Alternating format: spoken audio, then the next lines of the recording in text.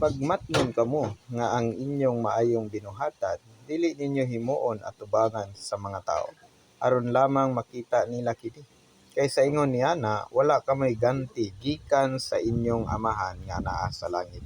Busa sa dihang maghatag ikaw og libos, ayaw pagpatingog og trompeta sa imong atubangan sama sa gihimo sa mga tigpakaron ingnon, diha sa mga sinaguga o diha sa kadalanan, aron sila daygon sa mga tao.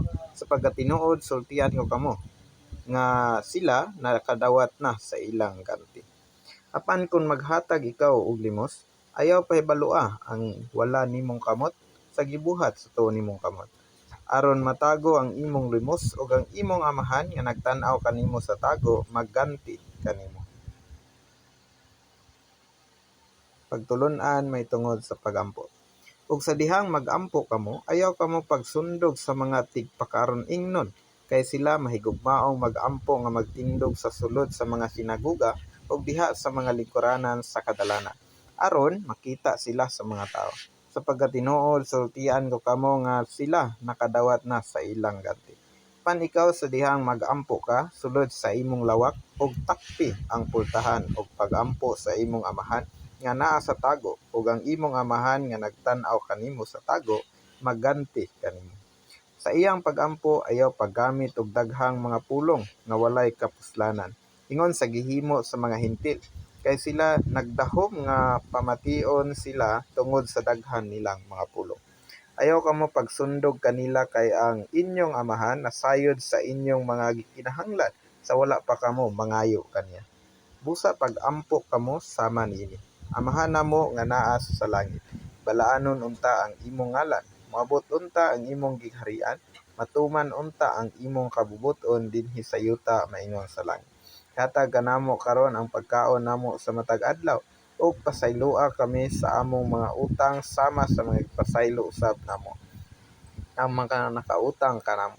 Ug ayaw kami itugyan sa pagsulay, kundili luwasa kami gikan sa kadautan. Kay kun mopasaylo kamo sa mga tawo sa ilang mga kalapasan, pasayloon usab kamo sa inyong langitnong amahan.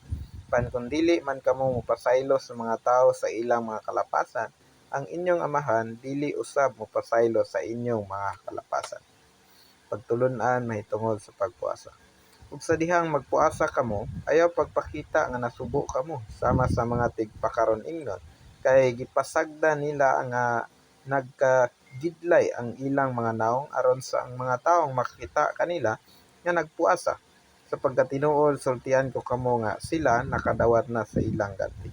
Pan ikaw sa dihang magpuasa ka, panghiso sa imong ulo ug panghilamos sa imong naong, aron ang imong pagpuasa dili makita sa mga tao kundi sa imong amahan nga naa sa tago.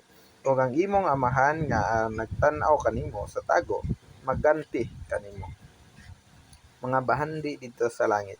Ayaw kamo pagtigom og mga bahandi nga alang kaninyo dinhi sa yuta, diin ang mga mananap ug ang taya magkutkot, ug diin ang mga kawatan maglungkab og mangawat. Apan magtigom kamo og mga bahandi alang kaninyo dito sa langit, diin walay mga mananap o taya nga magkutkot, ug diin walay mga kawatan nga manglungkab og mangawat. Kay hain gani ang imong bahandi, ana usab diha ang imong kasing-kasing. Ang suga sa lawas.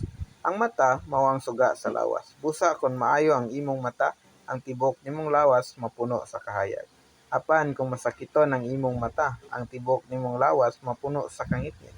Busa kon ang kahayag nga naa kanimo kangitngit diay, pagkadako gayud sa imong kangitngit. Ang Dios ug ang bahandi. Walay tawo nga makaalagad og duha ka agalon, kay mahitabo man nga dumtan niya ang usa ug higugmaon niya ang usa, o dapigan niya ang usa ug tamayon niya ang usa. Dili kamo makaalagad sa Dios ug sa mga bahandi. Busa sultian ko kamo, ayaw kabalaka mahitungod sa inyong kinabuhi kung unsay inyong kaunon ug unsay inyong imnon, o mahitungod sa inyong lawas kung unsay inyong ibisti. Dili ba ang kinabuhi labaw pa man kaysa pagkaon, ug ang lawas labaw pa man kaysa bisti? Tanawan ninyo ang mga langgam sa kalangitan. Wala sila magpugas o mag-ani o manghipos ngadto sa mga kamalig. Apan ang inyong langitnong amahan nagpakaon kanila. Dili ba labaw pa man kamo og bili kay kanila? O kinsa man kaninyo ang makadugang og jutay sa gitas-on sa iyang kinabuhi, pinaagi sa pagkabalaka? Ug nganong mabalaka man kamo mahitungod sa bisti? Palandungan ninyo ang mga liryo sa kaumahan. Giunsa nila pagtubo?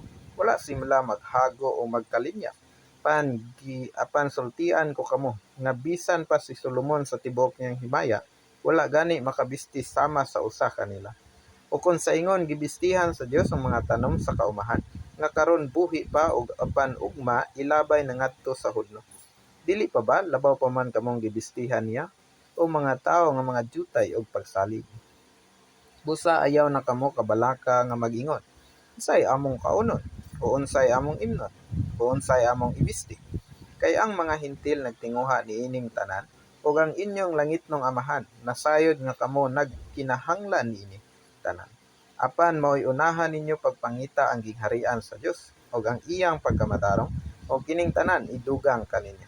Busa ayaw na kamo kabalaka mahitungod sa ugma, kay ang ugma may kabalaka sa iyang kaugalingon.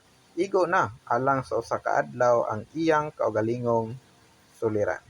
Amen.